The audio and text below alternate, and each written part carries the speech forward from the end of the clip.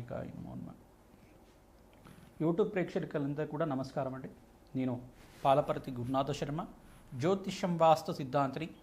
ఈ రోజున మనమంతా కూడా తెలుసుకునే టాపిక్ ఏంటంటే, ప్రధానంగా చూసుకుంటే 2026 సంవత్సరంలో భాగంగా ఆంగ్ల సంవత్సరంలో శనీశ్వరు యొక్క కార్యకత్వాలు ఏ రకంగా ఉన్నాయి, శనీశ్వర ప్రభావం అంతా కూడా మేషాది ద్వాదశ రాశుల వాళ్ళకి ఎటువంటి ఫలితాలంతా కూడా ఇవ్వబోతున్నాడు అనేది, శనీశ్వరుడి యొక్క వీక్షణ, దృష్టి, వక్రగతి ఏ రకంగా ఉంటుంది, ఈ యొక్క శనీశ్వర ప్రభావం అంతా కూడా వివిధ రాశుల మీద ఏ రకంగా ఉంటుంది విశ్లేషణ చేయడం, సంపూర్ణ జాతకం అంతా కూడా చెప్పడం జరుగుతుంది.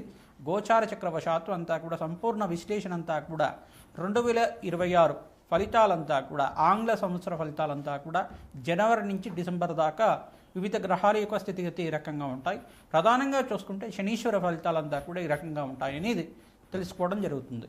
ప్రధానంగా చూసుకుంటే శనీశ్వరుడంతా కూడా కర్మఫలదాతగా ఉండడం, ప్రధానంగా ఈ శనీశ్వరుడంతా కూడా ఈ యొక్క అర్ధాష్టమ శని ప్రభావం కానీ, అష్టమ శని ప్రభావం కానీ, ప్రధానంగా ఈ యొక్క ద్వాదశ స్థానంలో ఉంటే కనుక ఏలినాటి శని ప్రభావం కానీ ఇవ్వడం జరుగుతుంది. జన్మరాశిలో ఉంటే కనుక ఈ యొక్క జన్మదోషం అని చెప్పేసి ద్వితీయ స్థానము, జన్మస్థానము, ఏ స్థానంలో ఉంటే కనుక ఈ యొక్క శనీశ్వర ప్రభావం అంతా కూడా ఏలినాటి శని ప్రభావం అనేది ఉంటుందనేది తెలుసుకోవడం జరుగుతుంది. కర్మఫలదాత ఎప్పుడైనా కానీ మానవాళికంతా కూడా పూర్వజన్మలో చేసుకున్న ఫలితాలంతా కూడా అది పుణ్య ఫలితాలు అయితే కనుక రాజయోగాలు ఇచ్చే విధంగా మారుతూ ఉంటాయి. విపరీత రాజయోగం ఇచ్చే గ్రహంగా చెప్పడం జరుగుతుంది. రాజ్యాధిపత్యం కావాలన్నా శనీశ్వరుడు అనుగ్రహం కావాలి, ధనధాన్యాది సమృద్ధి కావాలి, రాజయోగం సిద్ధించాలి, రాజ్యాధిపత్యం కావాలి, ఉన్నతమైన స్థితి కావాలంటే, జీవితంలో ధర్మబద్ధమైన జీవితం జీవించాలంటే ప్రధానమైన గ్రహం అంతా కూడా శనీశ్వరుడు అని చెప్పుకోవడం జరుగుతుంది. ప్రధానంగా ఎవరైతే ధార్మిక జీవితం అంతా కూడా పుణ్యవంతమైన జీవితం జీవిస్తుంటారో వాళ్ళకంతా కూడా ధర్మ ఫలితాలు ఇచ్చే విధంగా, పుణ్య ఫలితాలు ఇచ్చే విధంగా, న్యాయప్రదంగా ఉండే జీవితం అంతా కూడా యోగకరంగా ఉండే విధంగా శనీశ్వరుడు అంతా కూడా న్యాయ నిర్ణేతగా ఉండి పుణ్య ఫలితాలు ఇచ్చే విధంగా మారుతూ ఉంటారు.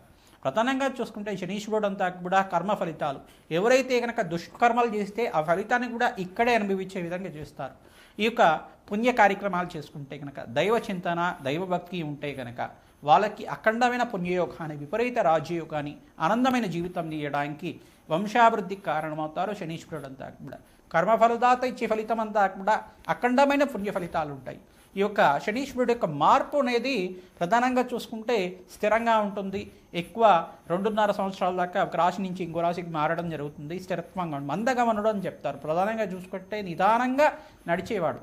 ప్రధానంగా శనిశ్చరాయై నమః అంటే శనీశ్వరుడు అని చెప్పేసి అంటే కనుక నిదానంగా నడిచేవాడు అని చెప్పేసి అని మందగమనుడు అంటారండి. అయితే శనీశ్వరుడు అంతా కూడా ప్రధానంగా ఛాయా మార్తాండ సంభూతుడిగా చెప్పడం జరుగుతుంది. సూర్య భగవానుడి యొక్క పుత్రుడిగా, న్యాయ నిర్ణేతగా, న్యాయ ధర్మ ప్రధానమైన జీవితం జీవించే విధంగా, మానవాళికంతా కూడా కర్మ ఫలితాన్ని అనుభవించే విధంగా, మోక్ష జ్ఞానాన్ని ప్రసాదించే విధంగా, రాజయోగాన్ని ఇచ్చే విధంగా ఎటువంటి ఫలితాలంతా కూడా ఇవ్వబోతున్నాడు. 2026 ఫలితాలంతా కూడా విశ్లేషణ చేయడం జరుగుతుంది.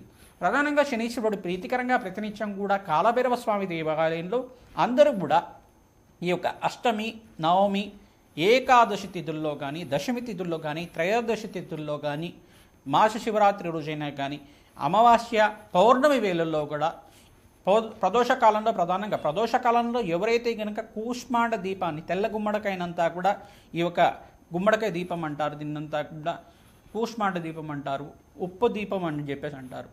ఈ యొక్క రాళ్ళు ఉప్పునంతా కూడా తీసుకొని ఒక పళ్ళెంలో వేసుకొని దాని మీద ఒక 2 తమలపాకులు పెట్టి ఈ యొక్క కూష్మాండ దీపాన్ని వెలిగించడం వల్ల, నువ్వుల దీపంతో వెలిగించడం, దాని మీద నల్ల నువ్వులు జల్లడం వల్ల, నవధాన్యాలు జల్లడం వల్ల సకల గ్రహదోష నివారణ జరుగుతుంది. కాలభైరవ స్వామి దేవాలయంలో కానీ, అమ్మవారి దేవాలయంలో, దుర్గామాత దేవాలయంలో కానీ, మహాకాళి దేవాలయంలో కానీ, మహాలక్ష్మి దేవాలయంలో కానీ ఈ కూష్మాండ దీపాన్ని తరచుగా వెలిగిస్తూ ఉండాలి.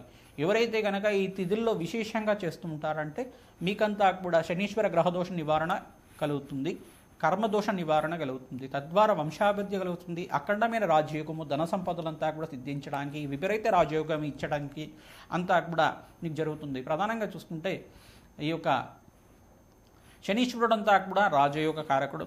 ప్రధానంగా రాజయోగం ఇవ్వడమే కాకుండా మీకంతా కూడా కర్మఫలితాన్ని అనుభవించే విధంగా చేయడం జరుగుతుంది. ప్రధానంగా కర్మఫలదాత అంతా కూడా విపరీత రాజయోగానికి కారణమవుతుంది. పుణ్య కార్యక్రమాలు ఆచరించాలి. ప్రధానంగా గోమాత సేవ చేయడం, బీదవాళ్ళకి అంతా కూడా అన్నదానం చేయడం, పేదలకు అన్నదానం చేయడం, వస్త్రదానం చేయడం విపరీత రాజయోగానికి కారణమవుతుంది. దేవాలయ ప్రాంగణంలో మీరు అన్నదానం చేస్తూ ఉండడం వల్ల మేషాది ద్వాదశ రాశుల వాళ్ళకి విపరీత రాజయోగం సిద్ధించడానికి ఆస్కారం ఉంటుంది. ఈ 2026లో అందరూ కూడా గోమాత సేవ విశేషంగా ఆచరించాలి. పచ్చిక తెలగపిండి గ్రాసాన్ని గోమాతకి తరచుగా సమర్పిస్తూ ఉండడం వల్ల విపరీత రాజయోగానికి మారడం జరుగుతుంది.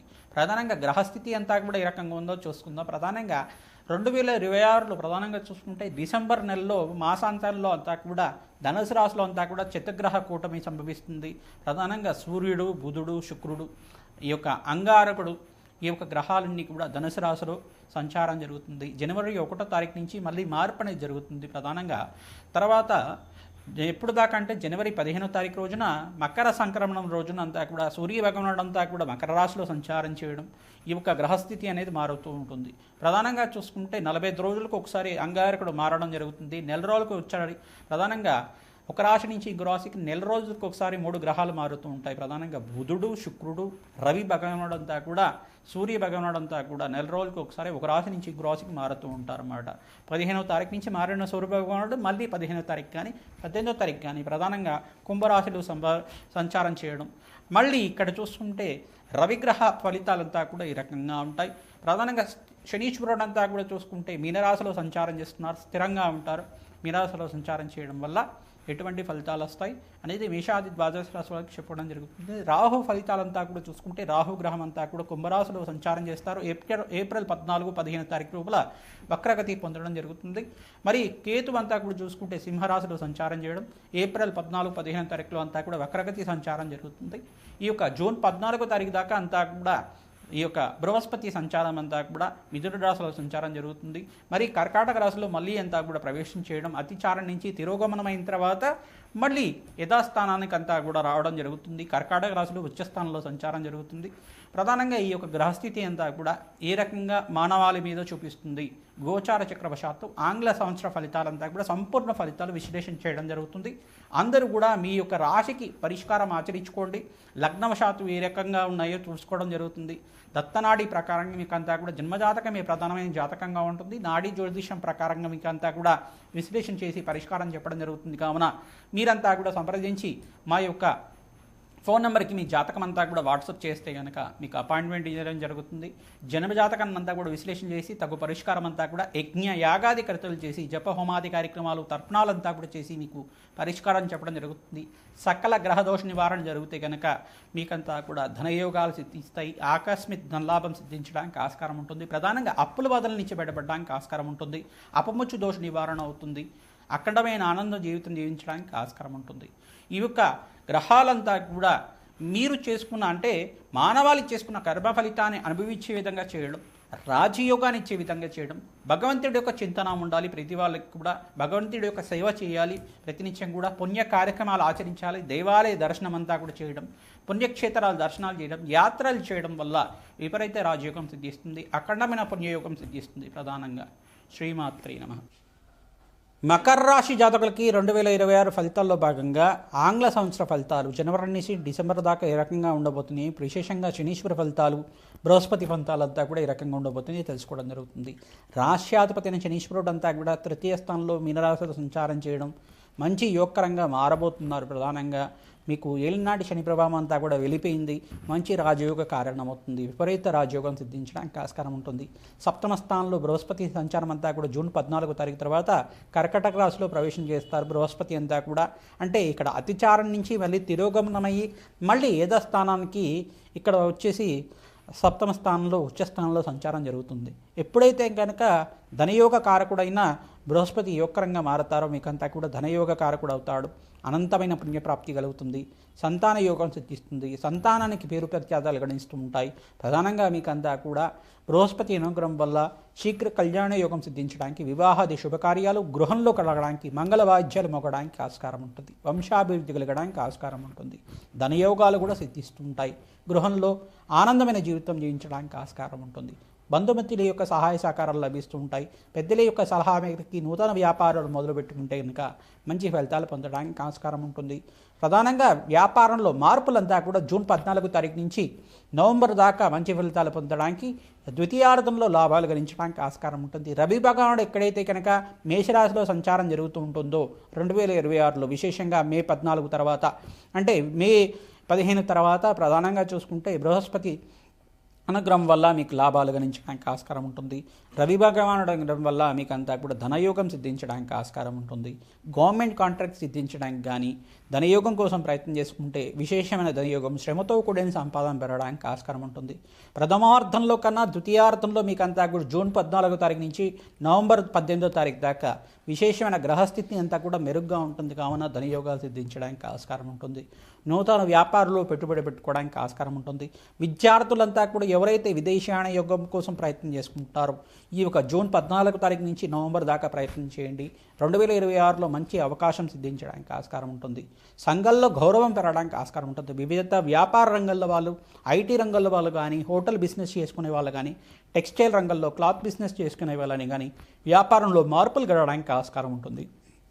ఉద్యోగ రంగాల్లో వాళ్ళకు కూడా నూతన ఉద్యోగాలు సిద్ధించడానికి కానీ, ప్రమోషన్స్ లభించడానికి కూడా ఆస్కారం ఉంటుంది. విశేషంగా సంఘంలో గౌరవం పెరుగుతుంది, మీ మాటకు విలువ పెరుగుతుంది. విశేషంగా వాక్శక్తి పెరుగుతుంది. మీకంతా కూడా మీ మాటకు విలువ ఇస్తూ ఉంటారు. మీకంతా కూడా ధనయోగం కలగడానికి ఆస్కారం ఉంటుంది.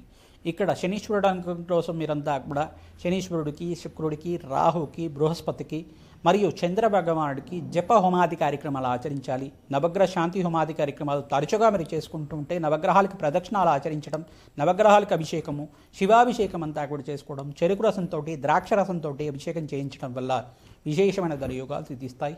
దేవాలయ ప్రాంగణంలో అన్నదానం చేయించడం వల్ల ఆకస్మిక ధనలాభం సిద్ధించడానికి, సంఘంలో గౌరవం పెరగడానికి ఆస్కారం ఉంటుంది. విశేషమైన ధనయోగాలు సిద్ధిస్తూ ఉంటాయి.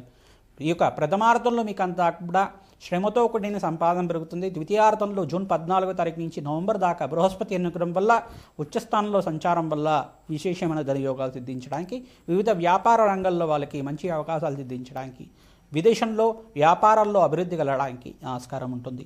జగన్మాత అనుగ్రహం కోసం ప్రతినిత్యం కూడా రాజశ్యామల అజ్ఞాతికృతలు కానీ, బగలాముఖి శాంతి హోమాది కార్యక్రమాలు కానీ, శత్రుబాధల నుంచి బయటపడడానికి ప్రత్యంగరాదేవి శాంతి హోమాది కార్యక్రమాలు కానీ ఆచరించాలి. ప్రధానంగా చూసుకుంటే రాజశ్యామల యజ్ఞాతికృతలు ఆచరించిన వాళ్ళకి రాజయోగం సిద్ధిస్తుంది, ధనప్రాప్తి కలుగుతుంది, ఆకస్మిక ధనలాభం సిద్ధిస్తుంది. లక్ష్మీ కుబేర శాంతి హోమాది కార్యక్రమాలు ఆచరించిన వాళ్ళకి వ్యాపారం అభివృద్ధి పదంలో పయనం చేస్తూ ఉంటుంది. శ్రీమాత్రే నమః.